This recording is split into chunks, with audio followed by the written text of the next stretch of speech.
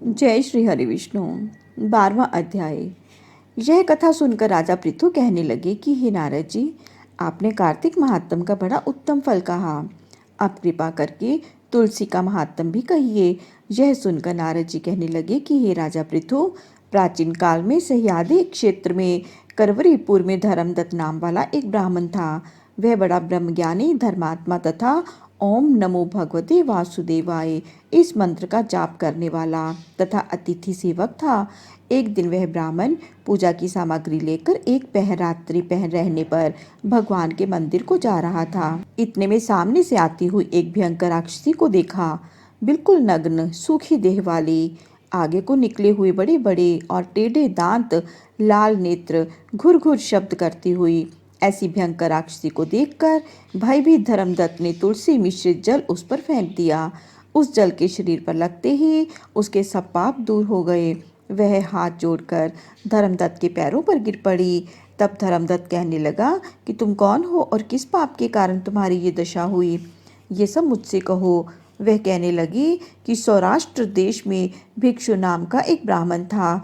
उसकी मैं पहली पत्नी थी और कलहा मेरा नाम था। मैं ना तो कभी अपने पति से मीठे वचन बोलती और ना ही उसको खाने के लिए अच्छे फल व भोजन देती।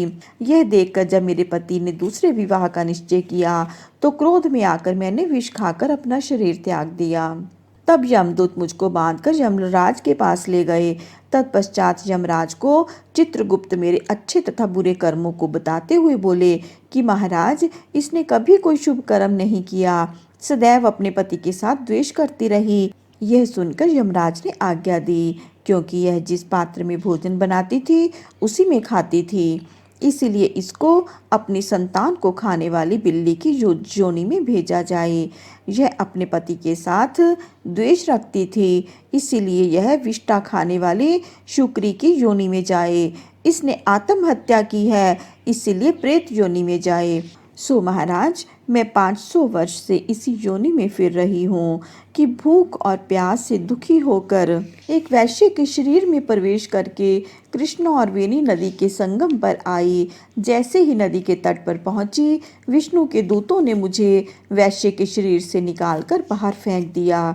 घूमते फिरते अब आप मिल गए तो आपके तुलसी मिश्रित जल से मेरे सब पाप नष्ट हो गए। अब आप कृपा करके यह बताएं कि इन तीनों योनियों से मेरा छुटकारा कैसे होगा। धर्मदत्त कहने लगे कि तुमको देखकर मैं अति दुखित हुआ। तीर्थ व्रत दान यह कार्य प्रेत योनि में नहीं हो सकते। तुम्हारे पाप अधिक और पुण्य बहुत कम है। हमने सारी आयु में जितना कार्तिक व्रत किया है उसमें से आधा पुण्य तुमको दिया, जिससे तुम उत्तम गति को प्राप्त हो जाओ।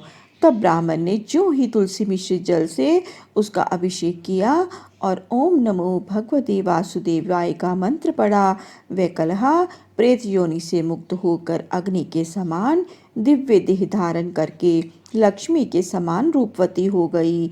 तत्पश्चात उसने ब्राह्मण को नमस्कार किया और बड़ी प्रसन्नता पूर्वक बोली कि भगवान, पाप रूपी समुद्र में डूबती हुई मुझको आपने नौका रूप होकर बचा लिया है। उसी समय भगवान विष्णु के दूत पुण्यशील तथा सुशील वहां आ गए और उसको विमान में बिठाकर बैकुंठ को ले जाते हुए धर्मदत्त से बोले, हे ब्राह्मण, तुम धन्य हो जो सदैव भगवान की भक्ति में लगे रहते हो।